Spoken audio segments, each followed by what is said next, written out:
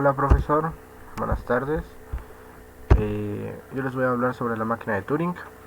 Hice una pequeña presentación acerca de cómo va a funcionar esta máquina y de su historia. Entonces comenzamos.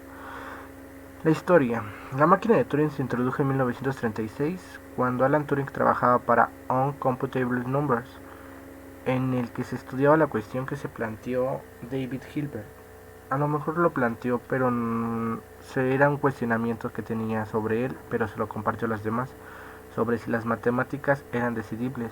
¿A qué se refería él? A que si había un método definido que pudiese aplicarse a cualquier sentencia matemática y que nos dijera si esa sentencia era cierta o no. A lo cual, pues, Alan Turing se, se centró, se profundizó un poco más en el tema y creó esta máquina, la cual era un aparato extremadamente sencillo en el cual se podía realizar cualquier cómputo que un computador digital sea capaz de realizar. Suena confuso esa parte. ¿A qué se refería? A que esta máquina podía realizar un cálculo matemático y decidiera lo que David Hilbert se había cuestionado. ¿Cómo funciona? Esta máquina consta de un cabezal que es un lector y escritor, y una cinta infinita, donde el cabezal leía el contenido que tenía, borraba el contenido anterior y escribía un nuevo valor. Suena confuso también, pero ¿cómo funciona en una computadora? En una computadora funciona en base al sistema binario, ya que este sistema, como sabemos, se basa a números unos y números ceros. Entonces, ¿qué hace esta máquina con esos números? Bueno, pues los números 1 los convierte a ceros y a la inversa, los ceros los convierte a 1.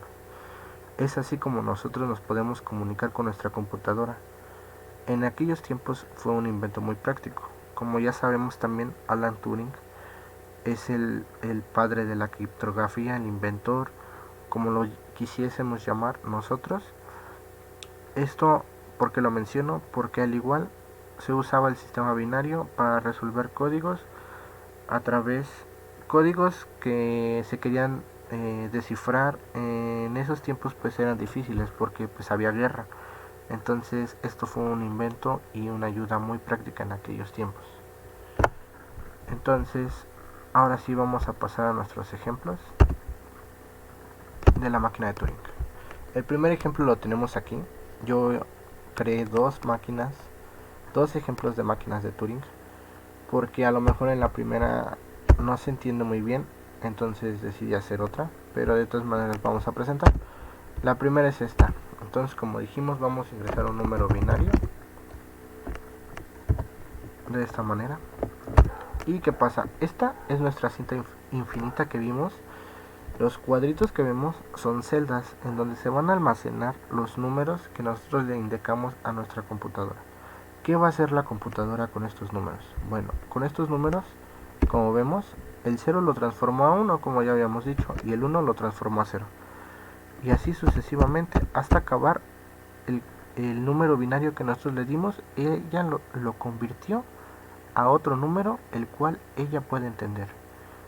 De esta manera nos estamos comunicando con nuestra computadora. Era lo que le decía, o sea, a lo mejor este ejemplo no lo entendí yo muy bien, pero el que viene acá lo entendí mejor, entonces quiero compartírselo también. Este es mi segundo ejemplo. Entonces, ¿qué hace esta máquina? Esta máquina hace el mismo procedimiento, pero en vez de convertirlo de unos a 0 y de ceros a 1, los convierte en caracteres. ¿Cuáles caracteres? En valores de X y en caracteres de Y. Veamos esto. Vamos a meter otra vez un número binario. ¿Y qué va a pasar? Nuestra máquina, el 0 lo convirtió a X y el 1 lo convirtió a Y. ¿Por qué digo que esto es un ejemplo más claro? Porque como sabemos, nosotros no nos basamos a un número binario para poder interactuar con nuestra computadora. Lo que nosotros hacemos es ingresar una palabra, una clave, con la cual si la computadora no tuviese ese sistema instalado, sería muy complicado que nosotros nos pudiéramos comunicar con nuestra computadora. Pero ¿qué hace toda esta máquina de Turing? Pues convierte lo que nosotros queremos, la información que queremos transmitirle a la computadora o las órdenes que le queremos dar a nuestra computadora, esta máquina la transforma para que la máquina pudiera entendernos a nosotros.